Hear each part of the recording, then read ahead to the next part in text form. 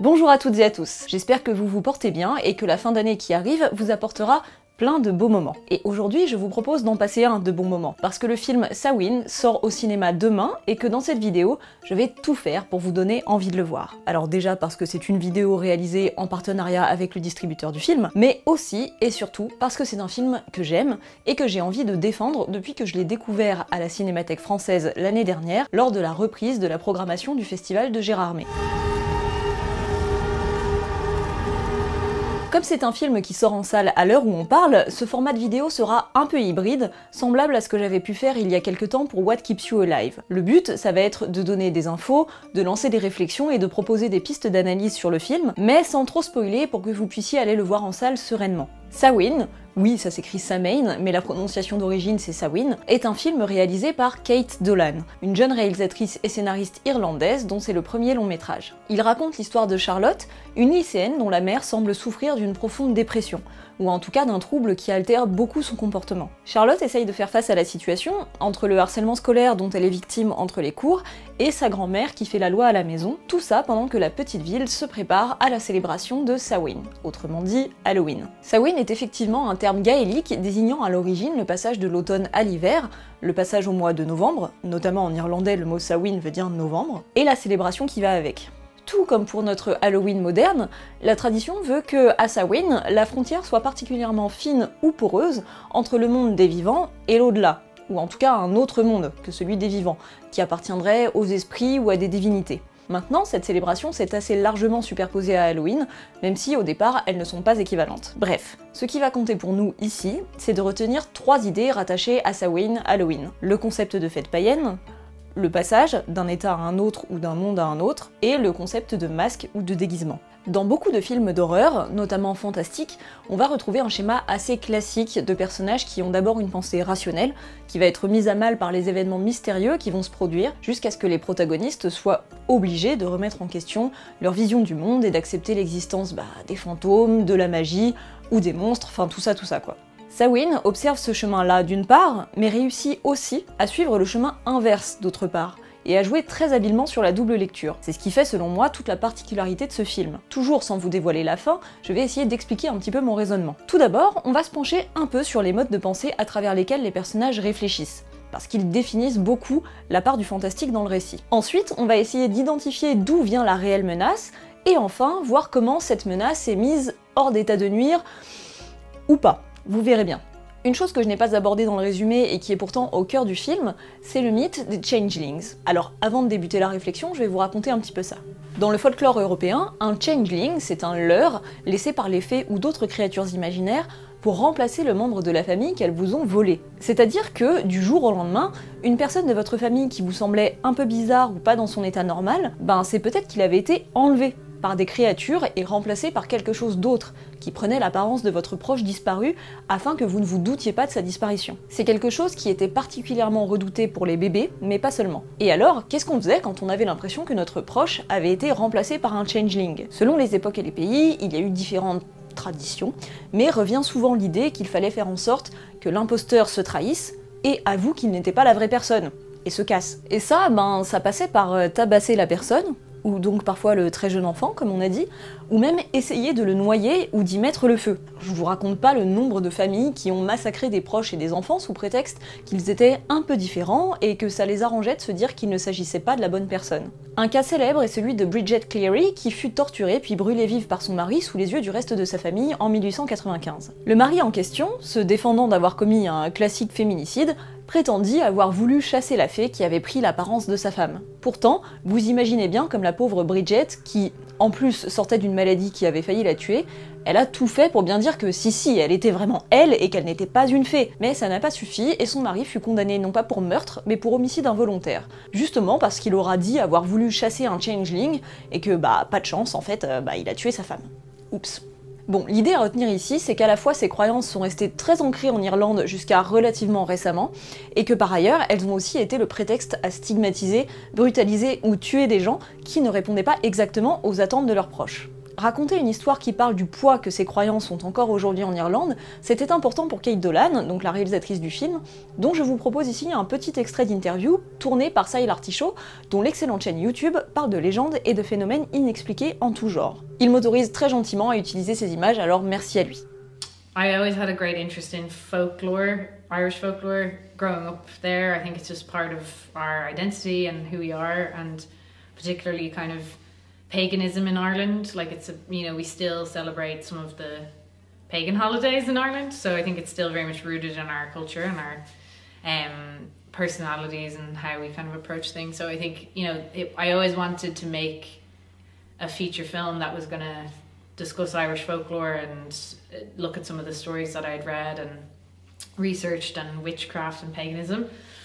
And then the opportunity came up with this idea that I was also ruminating on, was the idea of kind of trauma in a family and how that passes down in generations, and how somebody coming of age in a family with mental illness, how they have to kind of try and break out of that while also accepting it and confronting it. Bon, alors, si j'ai fait ce prélude sur des croyances autour du changeling en Irlande, c'est parce que selon moi, le film va subtilement opposer, au cours de son récit, deux conceptions du monde. Une conception rationnelle et une conception superstitieuse.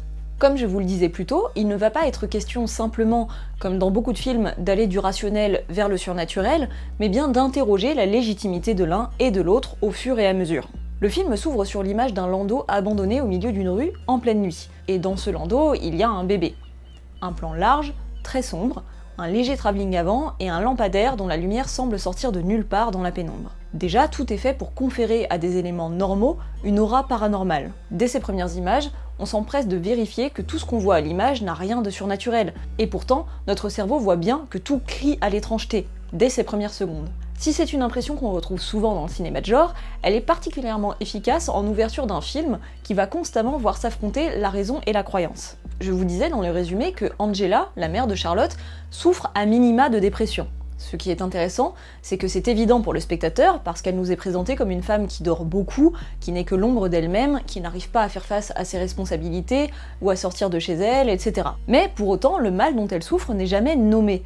On ne nous donne jamais de nom ou de diagnostic médical officiel pour qualifier ce dont elle souffre. Ça peut être la dépression, mais pour ce qu'on en voit, ça pourrait être aussi de la schizophrénie, ou de la bipolarité, ou encore autre chose. En revanche, ce qui va être nommé, c'est cette histoire de changeling, racontée par la grand-mère de Charlotte. C'est son regard et son explication qu'on va avoir sur l'état de santé d'Angela. Or, prêtons attention à la manière dont nous est présenté ce personnage de la grand-mère. Assise dans son lit pendant que Charlotte lui parle, on la voit surcadrée dans le miroir en face d'elle. Le surcadrage qui nous la présente est orné d'attrape-rêves et d'objets païens. Le message est clair, ce personnage se définit avant tout par ses croyances, alors que Charlotte, elle, se trouve nettement en dehors de ce cadre. Mais au cours du film, elle va aussi faire un pas vers la croyance et la superstition. Après l'avoir conduite au lycée en voiture, Angela disparaît quelque temps sans que personne ne sache où elle est allée.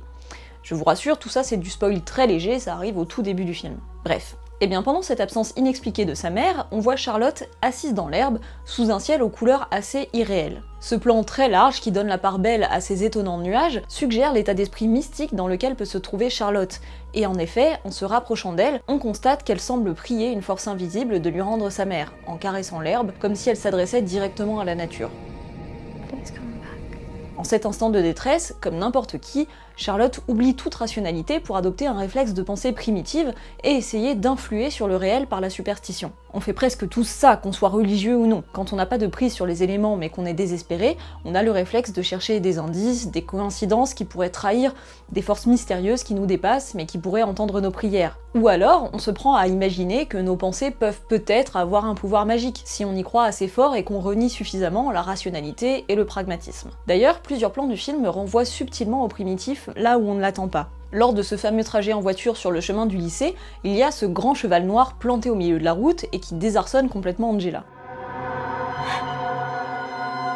Symbole d'un mode de vie rural, planté de cette manière au milieu d'une route de ville sans que personne ne s'en inquiète, ça préfigure cette tentation de la superstition et du primitif dans un quotidien qu'on ne maîtrise plus. Je précise en passant que le terme de pensée primitive a beaucoup été utilisé, à une époque, par les occidentaux pour parler de cultures étrangères avec plus ou moins de condescendance, comme le terme peut le laisser penser.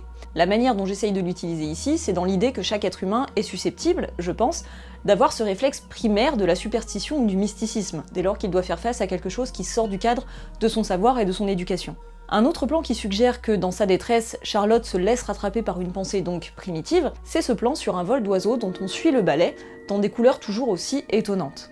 La caméra suit leurs mouvements, le point de vue, celui de Charlotte, cherche donc un sens, un signe dans ce qui n'est pas expliqué.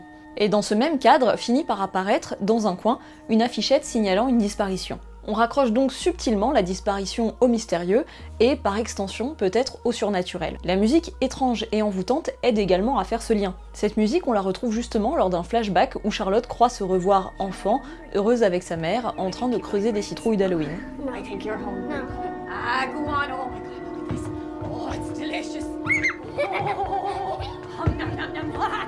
Si innocente qu'elle soit, la musique fait ici aussi le lien avec le symbole de croyance païenne que représente la citrouille. Bon, au cours du film, vous avez d'autres exemples de ce type et des effets de mise en scène qui montrent que Charlotte croit de plus en plus que sa mère peut être un être magique et éventuellement un changeling, comme ce moment où, terrifiée par ses harceleuses, on se rapproche doucement de son visage aux yeux fermés, avec un bruit blanc qui donne l'impression qu'on est à l'intérieur de sa tête. You need a reminder that you're a little rat. Right in the middle of your face.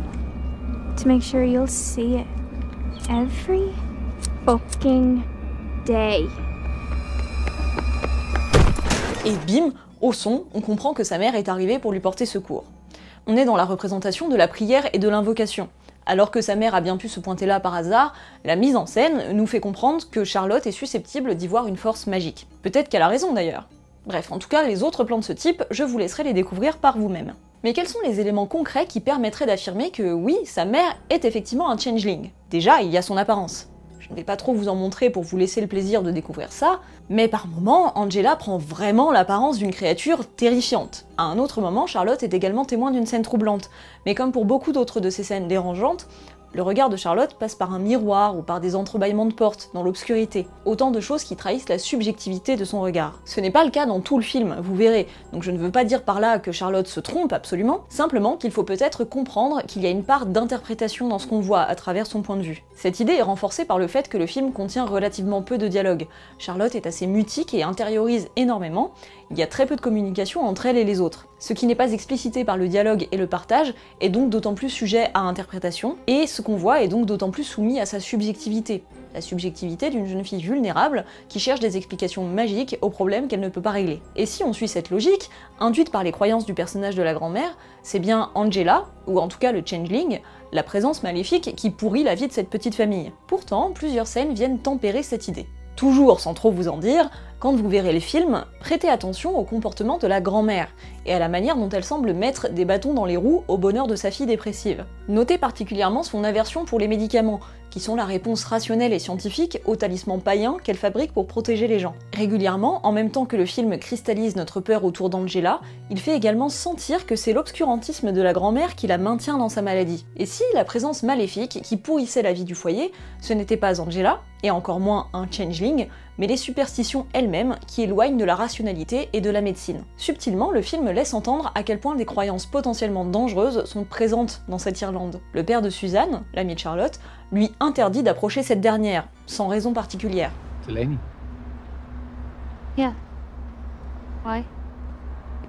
Don't want you talking to her.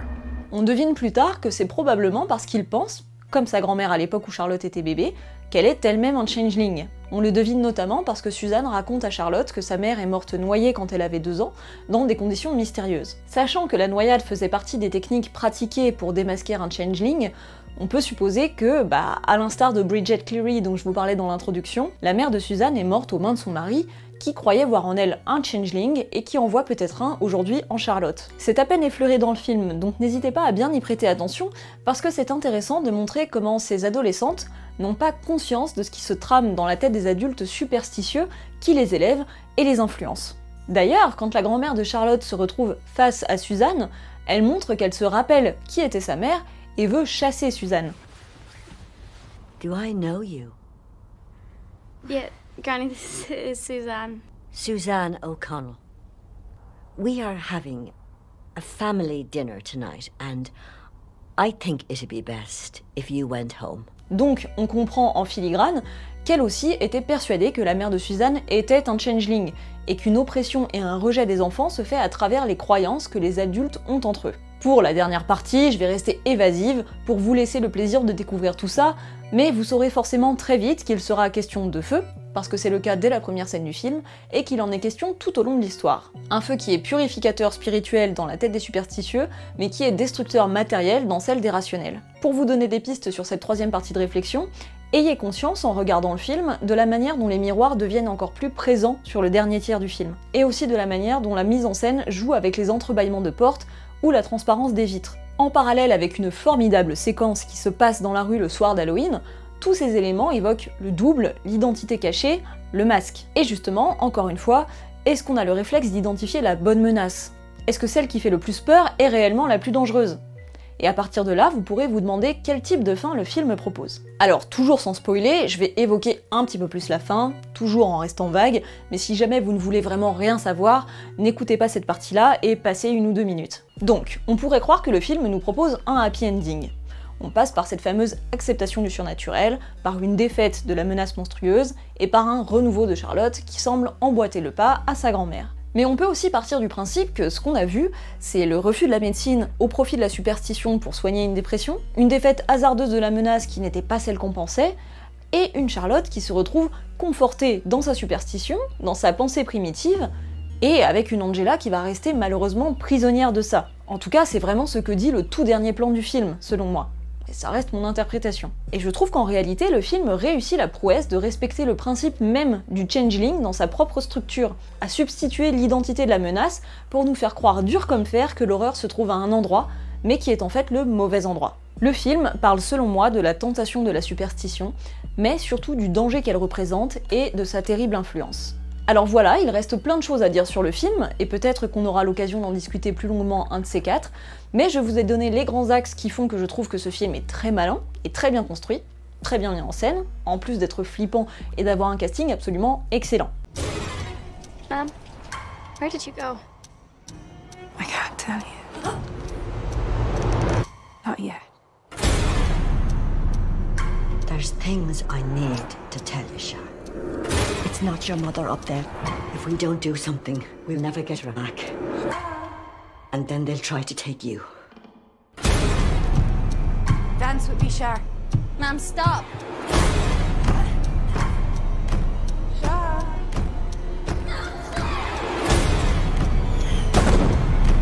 Shar.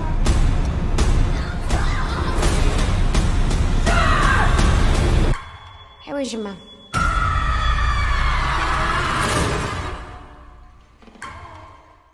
C'est un beau premier long métrage et j'ai très hâte de voir ce que Kate Dolan nous réservera par la suite. Je sais qu'elle a envie d'explorer encore plein d'aspects du folklore irlandais, donc je croise les doigts pour qu'elle continue sur cette voie, et je vous encourage bien sûr vivement à foncer en salle voir Samhain dès demain. Et surtout, s'il vous plaît, venez me dire dans les commentaires ce que vous en avez pensé, si vous êtes d'accord avec mon interprétation ou pas, et si vous avez trouvé intéressant d'avoir ces pistes de réflexion avant de voir le film. Merci à Star Invest Film pour ce partenariat, ça fait plaisir de bosser sur des films qu'on aime autant, et merci à vous d'avoir regardé cette vidéo.